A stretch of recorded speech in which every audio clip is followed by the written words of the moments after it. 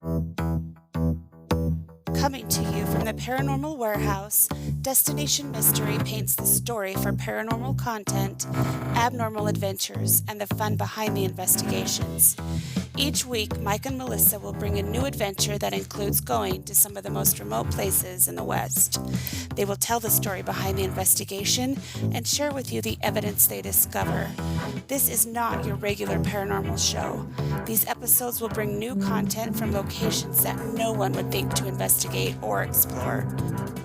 We will not only tell the spooky story, we will go to the location where the spooky story originated.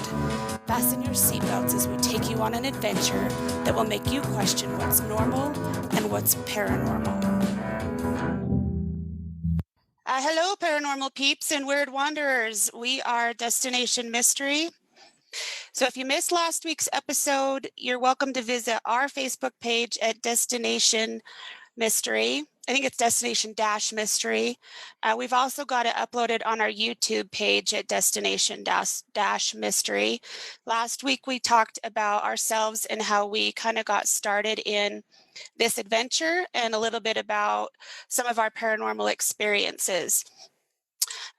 Forgive us for our mistakes and our awkwardness. We're not great public speakers. We get nervous.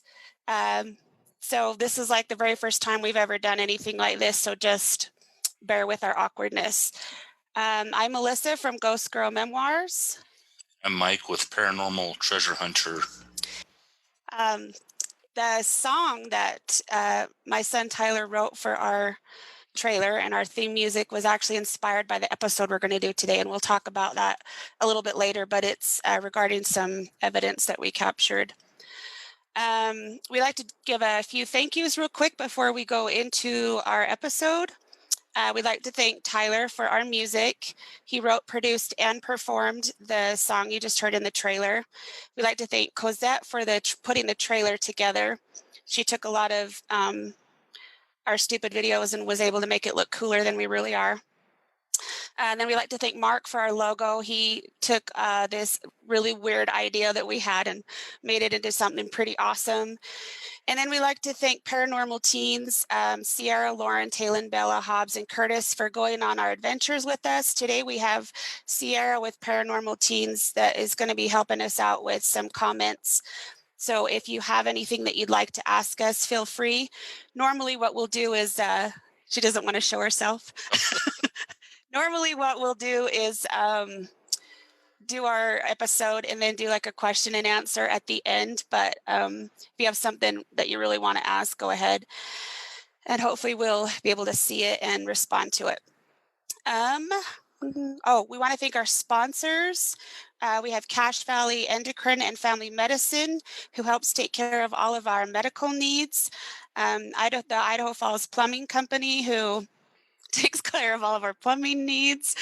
And then Idaho Falls Diesel, who helps with all of our Mike's truck, Mike's truck, our snowmobiles, our four-wheelers, all that kind of stuff. They keep us going and on the road, and we're really grateful to have them as sponsors. If you would like to be a sponsor on our show, there's more information on our website at destination-mystery.com. And you can also email us from there. And we're going to go on to our episode, unless you have anything else you want to add, Mike. Did you see Sierra just crawl out of the... Oh, she crawled out the door. She's coming back in. All right. Okay, now that's over. Going live is awesome. What you see is what you get. Okay, so I'm going to read a little bit just because I can't remember what I was going to say. I'm nervous. So just to give you a little bit of our history, in case you missed last week's episode, Mike and I grew up in a small town in rural Idaho. There wasn't a lot to do there. Let me back up. There wasn't a lot for normal teenagers to do there. So it was a really good thing that we weren't normal. And it didn't take much to keep us entertained. We've always loved to go exploring weird places and unknown places that people have never heard of. The more remote, the better. With the invention of Google Earth, Michael became a pro at finding these awesomely weird places. And to this day, it's still one of our favorite things to do and one of our favorite things that we like to do with our families. The weirder, the better. One of the places that we found and explored turned out to be a lot spookier than we anticipated. And that's the story that we're going to talk about today. So in a rural town in Idaho, there's actually lava tubes um, all over Idaho. I don't know if it's mostly in the southern end, but they're all over. And during the Cold War, many of these caves were converted into what the government called civil defense caves. These caves were used for storing materials, bomb shelters, and military prisons. And although most of them were never really used for any of these purposes, there were rumors of caves that held some of these old supplies and secret locked rooms. And that's what we were in search of. And with the help of Google Earth and Michael's incredible finding skills, I don't know. Anyway. Wish I could have those when I was looking for my phone. Me too. And a lot of roaming around. We did a lot of roaming around, but Michael finally found this cave that we were looking for. And this brings us to today's episode, which is regarding a murderer, a secret cave, and Freddy Krueger. And we're going to find out what they all have in common. So I'll let you take over, Mike. All right. So one of the things I like to look at besides Google Earth is old maps. We spend lots of time poring over old maps. And one time I found a location for one of the civil defense caves. And I looked, but it wasn't very specific on the map. It was just a general spot. So I spent a great deal of time trying to find that. And when I finally got an iPad and learned how to use the internet, I Googled it, but it always sent me to another place outside of Rexburg, and it's not the same thing. And every time I looked for this story, I would get something different. This time I got this cave about this serial murderer who they found in here. So I'm gonna read a little bit because, again, we're not very good at remembering what we public speaking. Words are very hard. Words are hard. Easier to be out on your own in the middle of nowhere. Yes, so and talk to dead people. Sorry, go ahead. Yeah, they're easier to talk to. In 1979, some people were arrowhead hunting, and their kids stumbled across a body in this cave. But the only thing they found was the torso. And 12 years later, a little girl, I believe, was in the cave, and she saw a hand sticking out. And when they unearthed the rest of it, they found 2 arms and 2 legs, but they did not ever find the head. Many people assumed it was a hard-drinking shepherd dude from Montana named John, but nobody ever really knew because they had no evidence. All they found was the torso wrapped in burlap, and he had on a pink shirt and a red and black sweater. But they never did find the head. So they decided 40 years later, it took them 40 years, to find out who this was. They contacted the Idaho State University anthropology department, and they did a study on. They spent thousands of man hours trying to find out who this guy was. The FBI got involved too, didn't they? Yes, the FBI, I think the Smithsonian as well, and professor from ISU.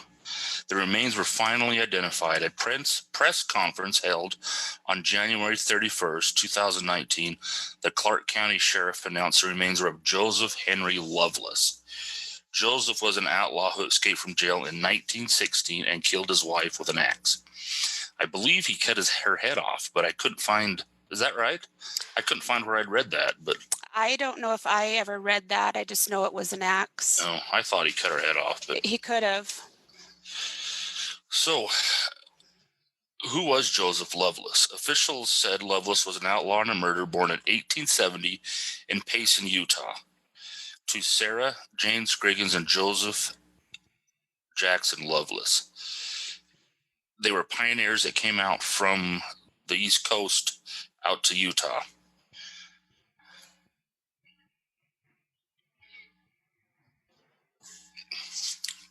I'm really bad at this. I can't hardly see what I wrote. Me either. It's fine. Joe, he went by several, what do you call those? Um, Different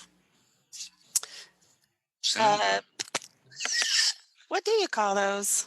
different Words are names. really hard. Really hard.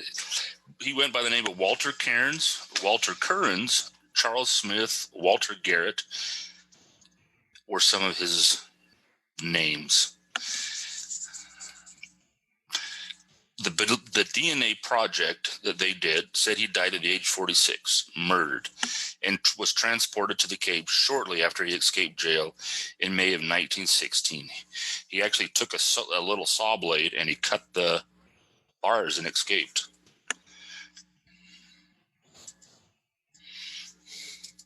They only found a few pieces of his clothing. Do you have those pictures, by the way? Yeah, which one do you want me to show? The clothing? You can show both of them, yeah. Okay. Here is the clothing that they found in the cave, and they were pretty well preserved, right? Fairly well, yeah, for being in there 100 years, yeah. Mm-hmm. So while she's looking for that, I had to go find that cave for myself. So we spent a great deal of time looking for it, and I finally did find it. There's the pictures of the clothes found on him. This right? Yeah, the one with the button was the shirt that he wore, and then the one that's red was the sweater that was on him. Those are pieces of it, yeah. There's no actual photo evidence that they know of Joseph Loveless. So they did, between friends and neighbors and family, they did a composite sketch of him. And this is what it looks like. Anyway, I was taking my 13-year-old daughter to the cave, and the cave gets kind of low towards the back, so she started crawling down in there, and I told her, oh, by the way, this is the cave where they found those bodies, and she scooted right back out pretty fast. Yeah, it was a little girl that actually found the arms, right? Yep, a little girl about the same age found the arms and legs. So here's a picture of what he looks like. Who does he look like to you? Does anybody want to comment? We'll wait and tell you what we think. I think that the video is slightly delayed, so we might get a comment a little bit later.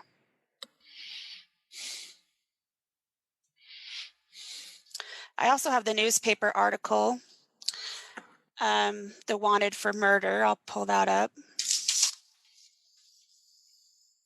Maybe. At the time he was wanted for murder, he went by the name of Walt Carnes. This says he is about 40 years old. He was 5'8" or 9", weighing about 165 pounds. Dark hair, dark brown hair, slightly gray around the ears. Eyes are blue. Medium complexion, has little or no eyebrows. There's a small scar over his right eye. He had a tattoo of a star on the right hand between the thumb and index. And he wore a light colored hat, brown coat, red sweater. That red sweater is a clue, and blue all over trousers. Overalls. Sorry, I'm looking at two things at once. Do we have any comments about who anybody thinks he looks like? Sierra? Nothing? I don't think she's getting it on her iPad. Let me see what I have. It's not pulling up. I had to refresh my screen.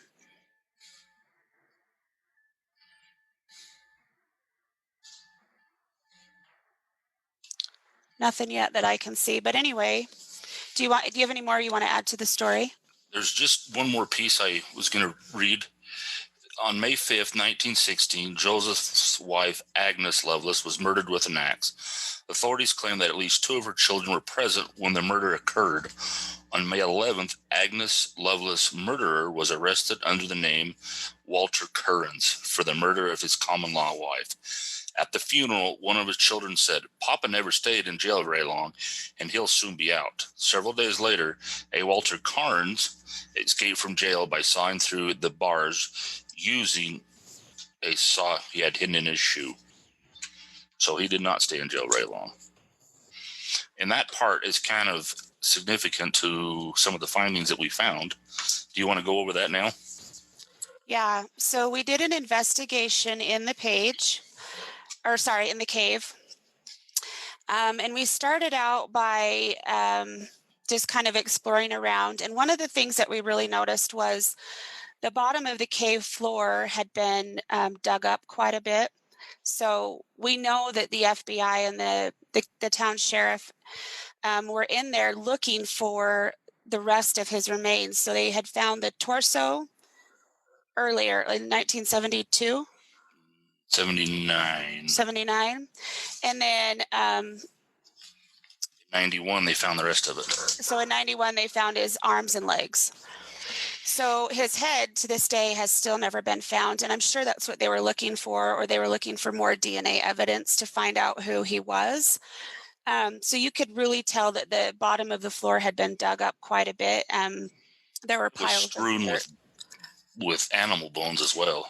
Mm-hmm. There were animal bones all over. And it was just kind of a soft floor. It was to be honest, a little bit creepy to walk through, just because you didn't know if you were going to sink into a hole or step on something you didn't know was there, etc. But we did take some EMF readings around the cave. Go ahead. So our purpose was to find the head. So they're looking for that.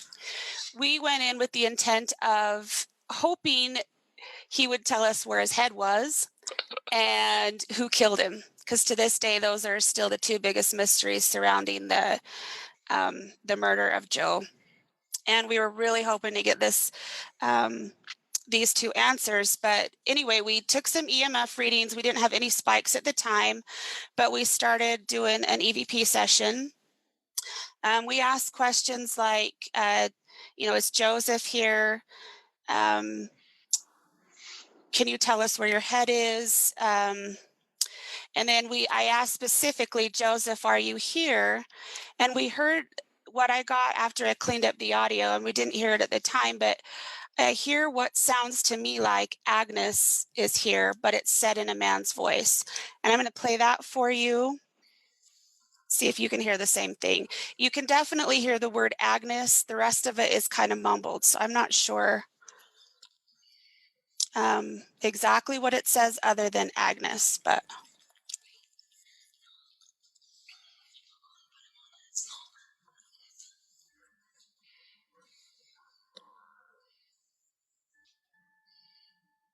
Joseph, are you here?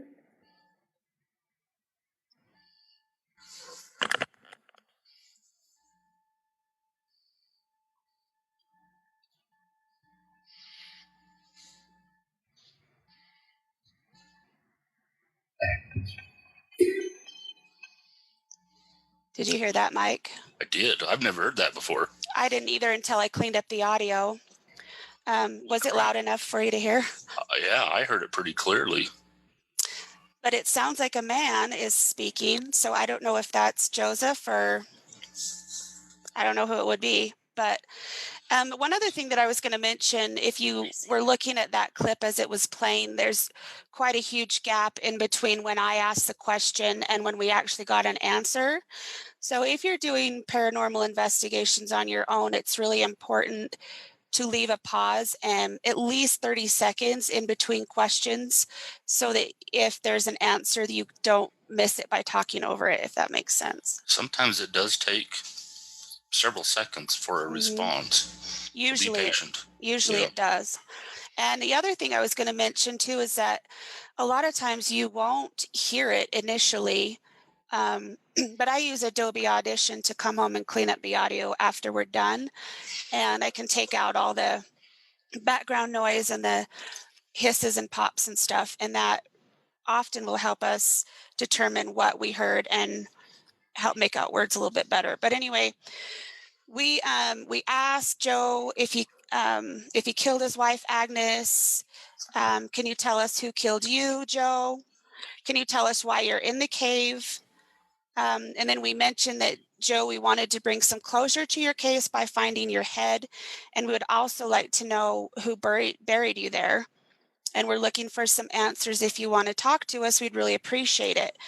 And I heard after that, we heard what sounded like mom in a child's voice. But when I cleaned up the audio, it was still pretty questionable. So I didn't include that in the evidence. But then, we just kept talking. Asked Joseph again if he killed his wife. If you did kill your wife, can you tell us why? At that point, we heard a man's voice. It sounded like no. But again, after cleaning up the audio, I wasn't entirely sure, so we left that out. And then we asked Joseph, can you tell us who murdered you? Joseph, is your head in the cave? Were you hiding in the cave? At that point, we did get the voice of a man, but it was inaudible. Even after cleaning it up, I couldn't tell what it said. And then we asked, was there something else, or was there someone else hiding in here with you? And then, Mike, you started naming off the other names that he had went by when he was wanted by law enforcement. And you asked, is your name Walt Carnes? And then you asked, was your name Walter Guerin? And we did get a response to this. It almost sounds like a whisper, but it is very clear. So tell me what you hear when you asked, was your name Walter Carnes?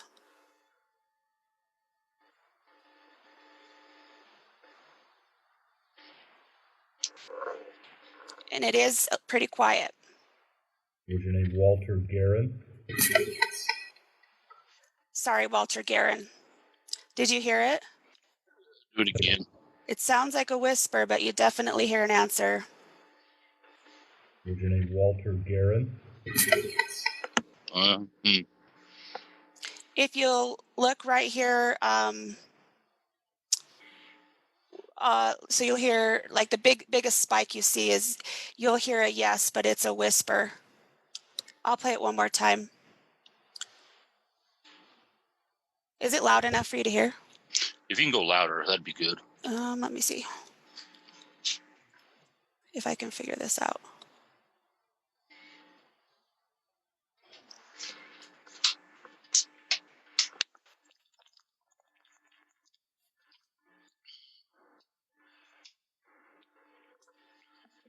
Is your name Walter Guerin?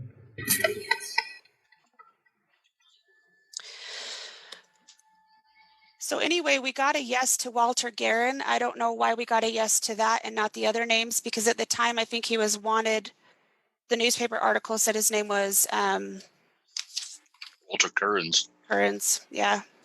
So maybe he was trying to throw us off by saying, no, this isn't Walter Currens, this is Walter Guerin. And then you asked, is your name Charles Smith, which was another name he went by. We asked, how did you feel when they found your body? We did hear a man's voice at that time, but again, it was inaudible. Even after cleaning it up, I'm not sure what it said. And then I asked, were you glad when your body was found after all these years and they were finally able to discover who you were? Again, we heard a man's voice, but I wasn't quite sure what it said, even after cleaning it up. And then at that point, Michael sneezed really loud and everybody peed their pants. Scared us. I do sneeze loud. And it took us a little bit to gain our composure, but we decided to, at that point, do what I don't even know what we call it, but it's a technique where one of us will take a spirit box, plug in our headphones, and then put noise canceling headphones on over the top and go off into a different area so that we're away from the group that's answering questions. That way, the answers that we get aren't affected by what was asked, if that makes sense. And so I took the spirit box with some headphones and some noise canceling headphones and went off while they asked questions. Some of the questions that they asked were you upset by anything that was written in the papers about you? Were the papers correct and true in what they said about you? Is there anything that you'd like to clarify in what was written about you? Joe, how do you feel about murdering your wife in front of your son? I did hear a man's voice at that time, but wasn't able to tell what it said. Were you unable to support your children was a question that was asked, because he was married one time before, and him and his wife got a divorce because she claimed he wasn't able to care for her and her child, correct? So I understood. I'm getting messages. And then we asked, did you try to support your family? At that time, I heard what sounded like a child saying mom. And then and then I heard the number 40 2 times, and it was a man that said that.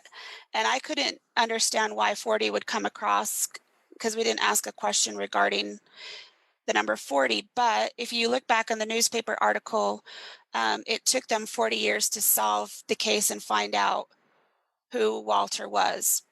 So that was kind of significant. We asked, why do you have a scar above your eye? Did you get the scar in prison? Why do you have a tattoo of an anchor? Tattoo of a star? Did you kill Agnes? Did you enjoy it? Who killed you? At that time, I heard 9, the number 9, after somebody asked who killed you. So then we wondered, is that, number 9, is it a prisoner's number? Did someone from prison kill you? We asked what happened on May 5th of 1916. We asked, were you a bootlegger?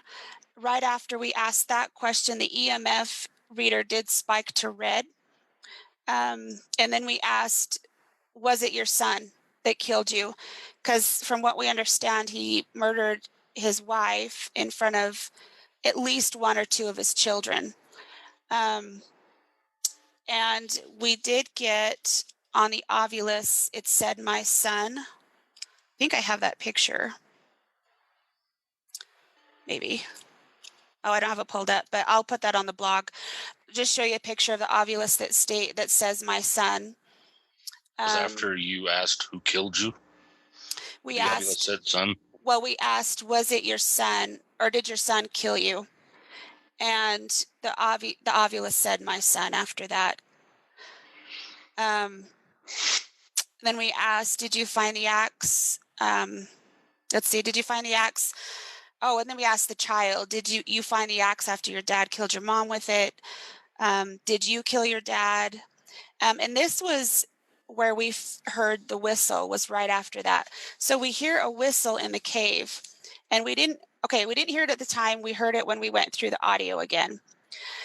And this whistle is part of what's on our music, our intro music. But I'm going to play the whistle for you. And again, we didn't hear this until after we went back through and listened to the audio.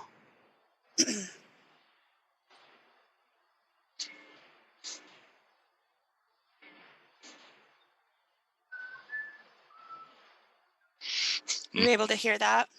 Yeah, it was faint, but do it again. Do it again.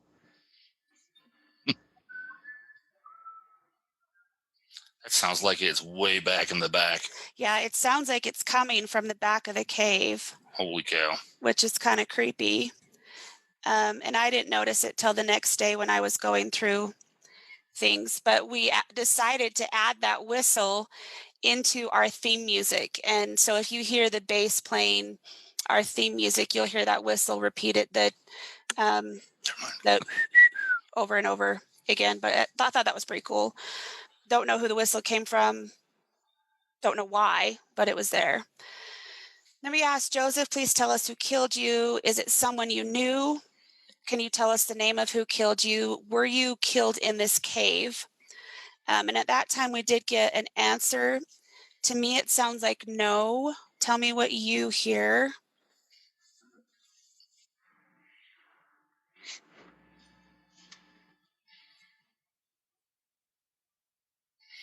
Were you killed in this cave?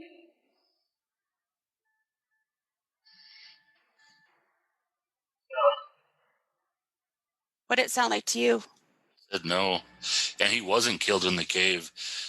I don't know how they know that, but they said he was killed and then brought to the cave. So they just knew that from forensic evidence? From forensic evidence, yeah. But they didn't say why or how they know it, so. And then right after that, our ovulus, the word insanity came up. we had, and then we asked Agnes, are you here? Agnes, we're really sorry how you died, and that you died the way you did. Did Joe kill you? And at that point, we heard an answer. To me, it sounds like yes, but it's in a man's voice. So we asked What was the question again? Did Joe kill you? Hmm. And I'll play that one for you.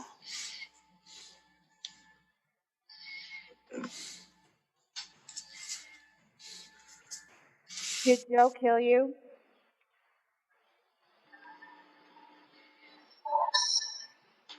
Did you hear that? It glitched right before it. So try it again. Did Joe kill you?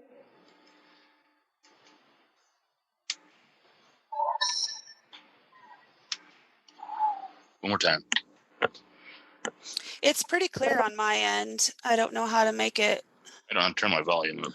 sound better on your end, but I could hear it, and it did sound like yes. I really had to clean that up. I could tell something was there, but I didn't know what it said until I amplified it quite a bit. So it does kind of sound mechanical, but it's a definite yes. Did Joe kill you?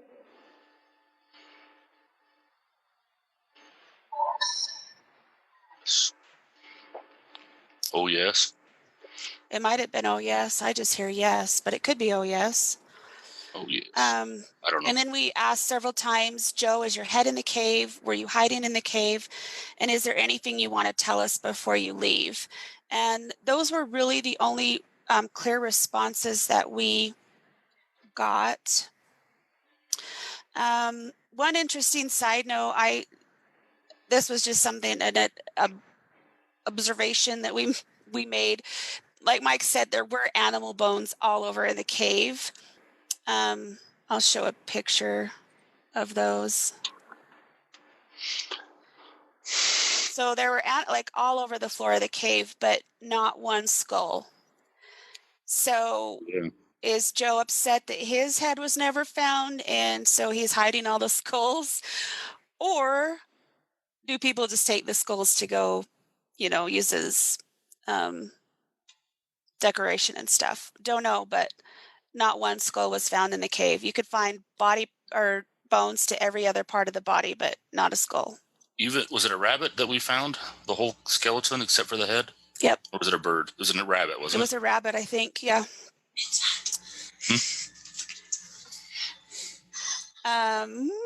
Did you have audio about the axe? The word axe? So we didn't have audio, but Sierra and I were listening to the spirit box with the noise canceling headphones on at the same time, and nobody recorded it. Of course, we're still figuring out this whole thing, but I think the question was asked. I don't remember what the question was. Do you remember what the question was that you asked? We had a lady come up and we asked, did Joe kill? How'd you die? How did you die? And she said axe. How did you die? So the question was asked, how did you die? And two of us heard axe, and we didn't know what question was asked before because we couldn't hear anything but the spirit box. So that was Who pretty asked the interesting. question? I want to say that Michelle asked the Michelle question. Mm-hmm. That's what I thought. And you didn't hear the question, but you heard the answer. Yeah, we both heard the word axe, but we didn't get that recorded anywhere, of course. Of course. I was also going to bring up a picture of Agnes so we could see what she looked like. This is Agnes. She was Joseph's wife at the time that he went by the name of Walt Carnes. And she's the one that got murdered by the axe in front of her children, supposedly, which is quite sad. But this is a picture of what she looked like. Let me see if there was... I don't think I had anything else to share regarding evidence. Oh, I was going to show a picture of the cave.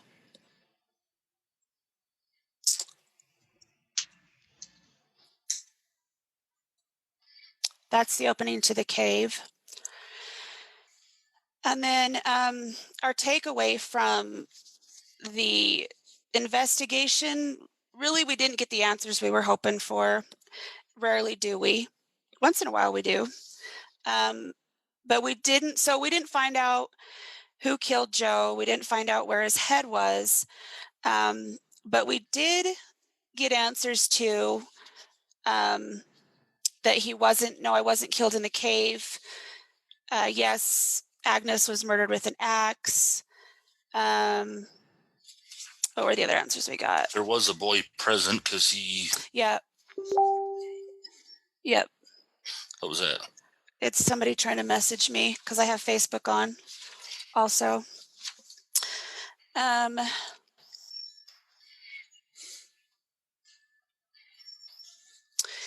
But anyway, so do you have any theories on who you think might have murdered him? Murdered Joseph? The thought that came to my mind while I was, from what we listened to, from what we heard from the cave, the boy, he said a couple things that we thought we maybe understood. It was possibly like her special friend that killed him because he killed her. That was, or one of the kids. I don't know. Yeah. My theory was... I have no idea. Well, I don't know either. I have no idea. But here's the theory I came up with, and I'm probably totally wrong.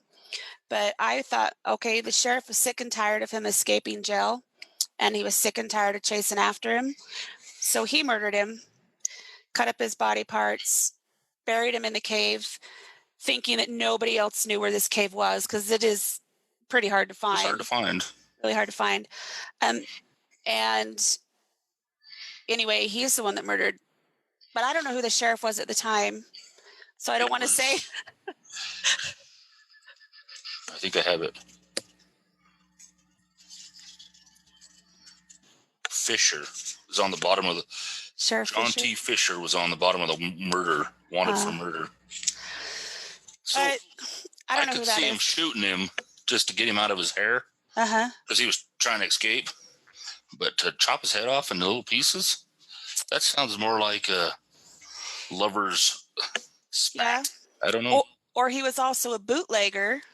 So did he owe somebody money? Did he do a dirty transaction of some sort?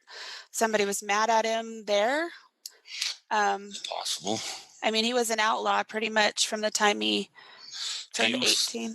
Suppose those old buildings by the track, that's where he's doing his bootlegging from? Could have been. We found some pretty old buildings right next to the train track that was not far from the cave. That looked like they may have been like a general store at one time. Maybe boy, it was a small little town at that time.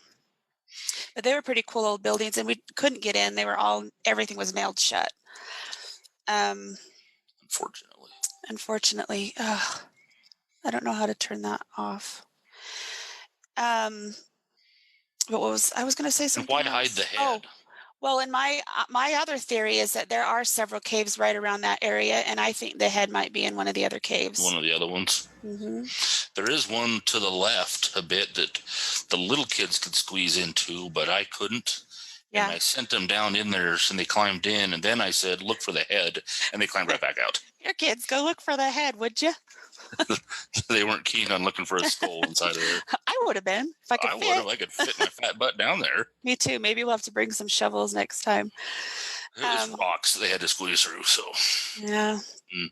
So anyway, this was a pretty fun little story for us to learn about. And if you Google his name, you will get the story from. I mean, it was just recently announced in January of when I first got upon it, it was before they found out who he was. Oh, I mean, I was looking for something entirely different, but this came up with that search. And at the time, the kid had just found the arms and legs, and in 79 is when they found the torso. So I stumbled upon it before they even knew who he was. That's why I was so fascinated with that story. And then when it came out on the news, they held a press conference and told all about it. And I thought that's kind of interesting. Did you ever watch the press conference? No, I only heard about it on I don't even know where I heard it. That'd be interesting to watch. Maybe we could if I can find it, maybe I can put a link on our page. Should have found that before. I didn't think about it. Yeah, me either. But I think they invited the whole town out to listen to it. All 6 people, but yeah.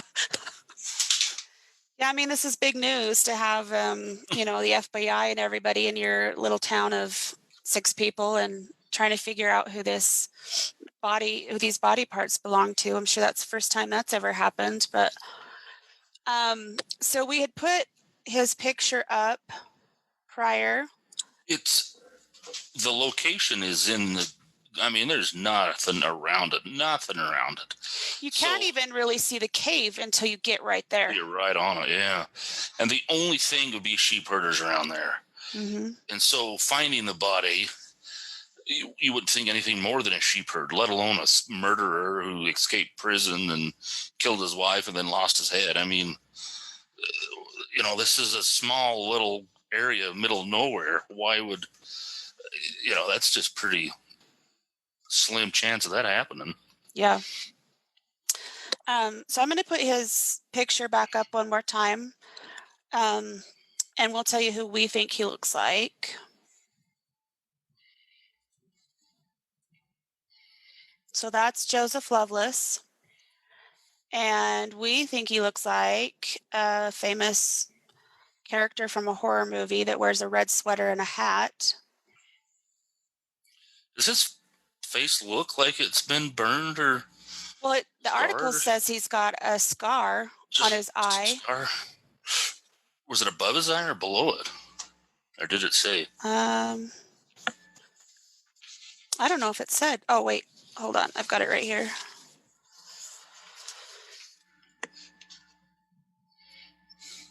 It's over his right eye. So this is who we think he looks like.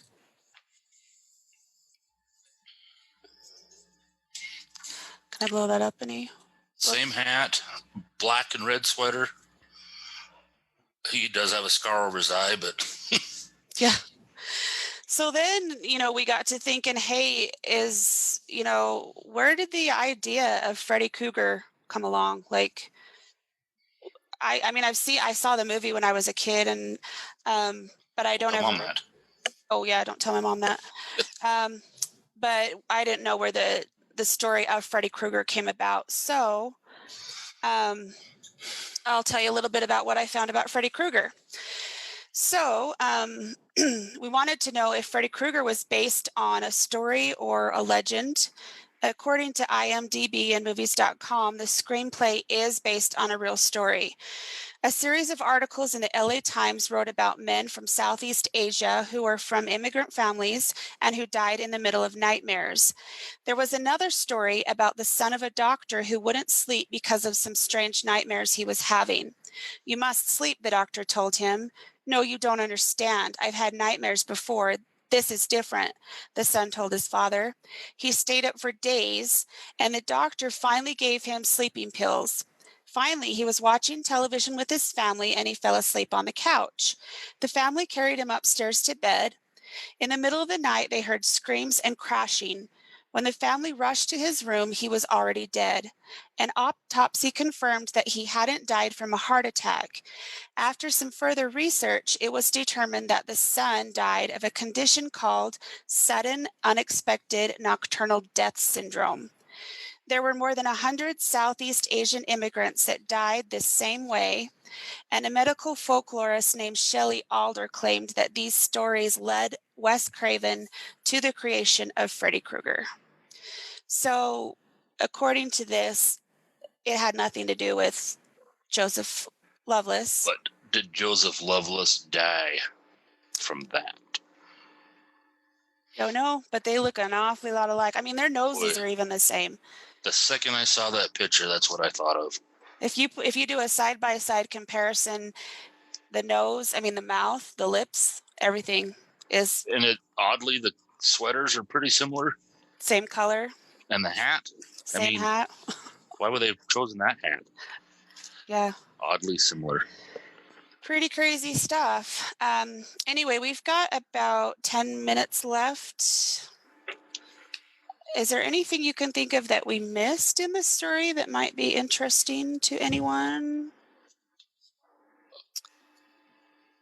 I think you pretty much got all Slaughtered it. the. No, you did good. It was awesome. It's a good As story. a reminder, though, if you go out into places like this, be respectful of private property.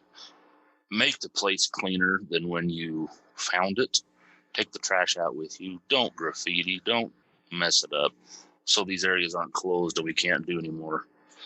That's my big thing. Yes, I agree. And another thing too, when investigating, I always like to remember that these spirits were once people too. In fact, they still are. They're just in a different form. And so to treat them with the respect they deserve if you are trying to go out and find evidence of the paranormal. That may sound weird to some people, but we believe that your personality and your everything continues on with you after you die.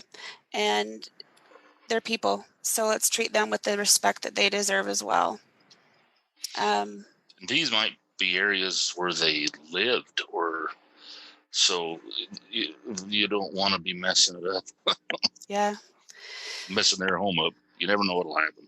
never know. But I agree. Let's be respectful. And if you do go onto private property, make sure you get permission. And don't graffiti or cause problems. Leave your trash. We went to a place just this last weekend where at one time we were able to get into all these caves and tunnels, and we weren't this time. Everything was closed off because they've been having issues with vandalism. So that's kind of Sad. disturbing for those of us who like to go enjoy and explore these kind of places. Mike, do you want to talk about the cause that one of the causes that we're supporting? Yes, but I couldn't find where I wrote down Do you any of the websites. want me to? If you have it in front of you, Yeah, I do. So we are supporting a couple of different causes, but one of them is for our veterans. And we we did some research, and there's an app called Hero Care. You can also text Get Hero Care to 90999. These vital services range from responding to emergency needs for food, clothing, and shelter, referrals to counseling services, information on veterans' cemeteries and burial benefits, and other resources that meet the unique needs of the local veterans and their families. You can also get some more information on this at redcross.org. And we would just like to thank the veterans who have fought for our freedom and who continue to do so. We appreciate what they do for us living here in America and the wonderful lives that we're able to lead, and the destinations that we get to go explore. It's because of them that we get to do a lot of this stuff. we are very grateful to our veterans. Go ahead. I'm just going to say, our family, we don't do a lot of online stuff, but there's several places in Idle Falls that we like to take food and clothing. We took some warm clothing just before last winter for them to distribute to some of those that are in need. Then just in our local area, and it's a good feeling to do. Mm-hmm. We're appreciative of our veterans. Yes, we are. Our dad is veteran, right? Mm-hmm. So, if you want to get more information on our show, or you want to see our first episode that kind of explains what we're about and how we got started in all this, you can go to destination-mystery.com. And on that page, there'll be a link to merch. I just got this cool water bottle. We have hats, t-shirts, sweatshirts, notebooks, stickers, all kinds of cool stuff. There's a link to that. There's a link to our YouTube channel where we also post the episodes after they air, in case you weren't able to go onto the live and see. You can also contact us by email on that page. We'd love to hear some of your stories, and maybe have you on our show if you're interested. You can also get a hold of our social media websites from there: Instagram, Facebook, YouTube, And then next week's episode is going to be another good one. This story is about a polygamist cult leader who left behind some creepy ruins Say the least. and a pretty interesting story. Right in the middle of a suburb. In the middle of a suburb, but you would never know it was there unless you went looking for it. So that'll be a fun episode next week, and we hope you can all watch and come with questions. We're ready to answer those for you. Anything else you want to add? Keep it weird. Keep it weird, squatch on. And remember that everything you do can be an adventure, just depends on how you look at it. So Have fun and stay safe. all right. Till next time. Thanks for joining us. Bye-bye.